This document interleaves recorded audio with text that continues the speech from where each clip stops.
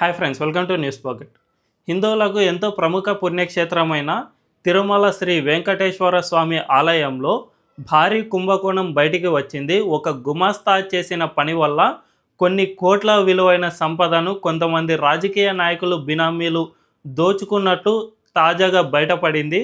ఒక పరకామణిలో పనిచేసే ఒక గుమాస్తా చేతి వాటంతో మొత్తం ఈ కుంభకోణం అంతా జరిగింది. ఆ తర్వాత దీనిపై కనీసం కేసు లేకుండా నాటి అధికారులు జాగ్రత్త పడినట్లు కూడా గుర్తించడంతో ఏపీ ప్రభుత్వం తాజాగా ఈ కేసుపై మొత్తం సిఐడి దర్యాప్తును ఆదేశించింది.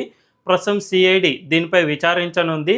దీంతో ఈ కుంభకోణం వెనుక ఉన్న పాత్రధారులు ఎవరు, సూత్రధారులు ఎవరు అనే విషయం మొత్తం బయటపడనుంది. అయితే 2023లో గుమాస్తా చేసిన చేతివాటం ఏంటి, ఈ చేతివాటం ఎలా బయటపడింది, ఇందులో జరిగిన కుంభకోణం ఏమిటి అనే విషయాలన్నిటినీ ఈ వీడియోలో తెలుసుకుందాం. అంతకంటే ముందు ఈ ఛానల్ను రీసెంట్గానే స్టార్ట్ చేసాం, మాకు మీ సపోర్ట్ ఖచ్చితంగా కావాలి. ఈ ఛానల్ను వెంటనే సబ్స్క్రైబ్ చేసుకోండి అని బెల్ ఐకాన్ను క్లిక్ చేయడం అస్సలు మర్చిపోవద్దు. ఇక డీటెయిల్స్లోకి వెళ్తే 2023 ఏప్రిల్లో గుమాస్తా రవికుమార్ అనే ఒక వ్యక్తిని అరెస్ట్ చేశారు. అతను ఒక మఠంలో గుమాస్తాగా పనిచేసేవాడు. అంతేకాకుండా పరకామణిలో హుండీ లెక్కింపునకు కొంతమంది అధికారులు పనిచేస్తూ ఉంటారు కదా, అందులో ఈ గుమాస్తా కూడా పనిచేసేవాడు. అంటే ఇతని పని జస్ట్ హుండీలోని వచ్చే డబ్బులను లెక్కిస్తూ ఉండటం. అయితే ఇతను అందులోనే చేతివాటం ప్రదర్శిస్తూ ఉండేవాడు.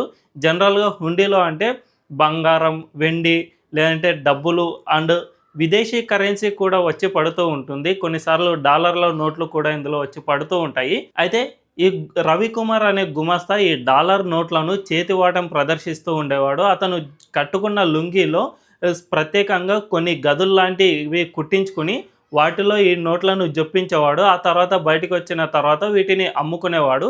అయితే దీన్ని విజిలెన్స్ అధికారులు 2023 ఏప్రిల్లో గుర్తించారు.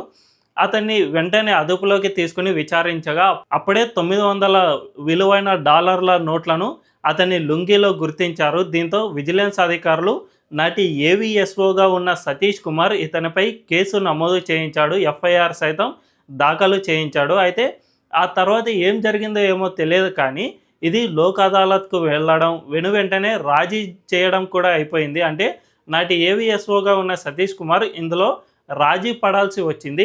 అయితే కేసు నమోదు చేయించిన వ్యక్తి ఎందుకు రాజీకి ఒప్పుకోవాల్సి వచ్చింది అనే విషయాన్ని తీగలాగితే పెద్ద డొంకే బయటపడింది.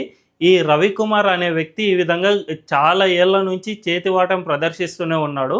దీనివల్ల కోట్లాది రూపాయలు సంపాదించుకున్నాడు అని తెలుస్తుంది. జనరల్గా $900 అంటే దగ్గర దగ్గర ఒక $1000 అనుకోండి. $1000 అంటే 80,000 రూపాయలు అతని చేతికి వచ్చినట్లే. అంటే ఒక్క పూటలోనే 80,000 రూపాయల చేతివాటం ప్రదర్శించాడంటే అతను గతంలో ఎంతగా సంపాదించుకుని ఉంటాడో అర్థం చేసుకోవచ్చు. అయితే అతను ఈ విధంగా సంపాదించుకున్న డబ్బులన్నిటినీ తన పేరుటో, లేదంటే తన భార్య పేరుటో అండ్ కొంతమంది బినామీల పేరిటో ఆస్తులను కొనుక్కుని వారి పేరిట రాయించుకున్నాడు. అయితే ఈ ఆస్తులన్నిటినీ నాటి అధికారులు లేదంటే నాటి రాజకీయ నాయకుల బినామీలో వీటన్నిటినీ గుర్తించారు. దీంతో రవికుమార్ దగ్గరకు వెళ్ళి నీ ఆస్తులన్నిటినీ మాకు రాసిచ్చేయండి, పలానా ఆస్తి పలానా వ్యక్తికి, ఈ ఆస్తి నాకు, ఈ విధంగా రాసిచ్చేయండి, ఇప్పుడు మీపై ఉన్న కేసును మేము తొలగించే విధంగా చర్యలు తీసుకుంటామని కొంతమంది చెప్పినట్లు సమాచారం. దీంతో రవికుమార్ తన దగ్గర ఉన్న ఆస్తులన్నిటినీ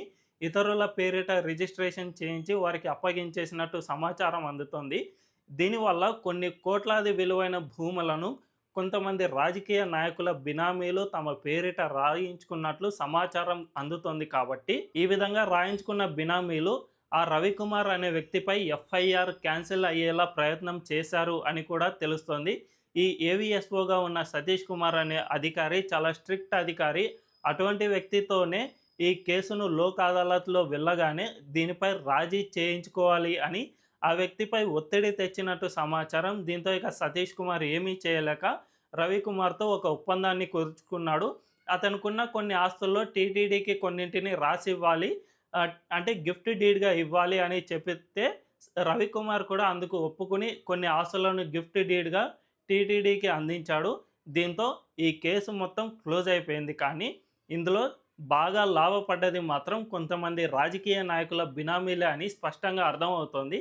ఈ కేసు విషయం ఇప్పుడు వెలుగులోకి రావడంతో సిఐడి దర్యాప్తునకు రాష్ట్ర ప్రభుత్వం ఆదేశించింది. ప్రస్తుతం సిఐడి దీనిపై దర్యాప్తు చేస్తోంది. 2023లో నాటి జగన్ హయాంలో ఈ కుంభకోణం జరిగిందని తెలుస్తుంది. సో అప్పటి ప్రభుత్వ అధికారులే అండ్ ప్రభుత్వంలో రాజకీయ నాయకుల బినామీలే ఈ కుంభకోణానికి పాల్పడినట్టు స్పష్టంగా అర్థమవుతుంది. కాబట్టి సిఐడి విచారణలో ఏం తేలనుంది అనే దానిపై అందరిలోనూ సందేహాలు వ్యక్తమవుతూ ఉన్నాయి. సిఐడి పూర్తి దర్యాప్తు చేసే అసలు దొంగలు ఎవరన్నది స్పష్టంగా బయటపడుతుంది. అప్పటి వరకు మనం వెయిట్ చేసి చూడాల్సిందే. ఈ వీడియో కనుక మీకు నచ్చినట్లయితే ఖచ్చితంగా మా ఛానల్ను సబ్స్క్రైబ్ చేసుకోండి అండ్ బెల్ ఐకాన్ క్లిక్ చేయడం అస్సలు మర్చిపోవద్దు. Thank you.